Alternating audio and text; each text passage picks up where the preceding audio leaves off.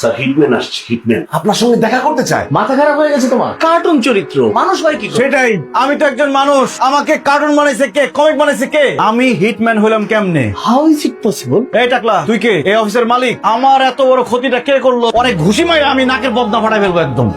এই অফিসের মালিক না, ঘুরতে আসছিলাম, অফিসটা দেখতে আসছিলাম। আপু আসি, হ্যাঁ ভালো থাকবেন। Relax relax. কি ক্ষতি হয়েছে আপনার আমাকে বলেন, খুলে বলেন। ও, আপনি অফিসের মালিক? আমি অফিসের মালিক হতে যাব কেন?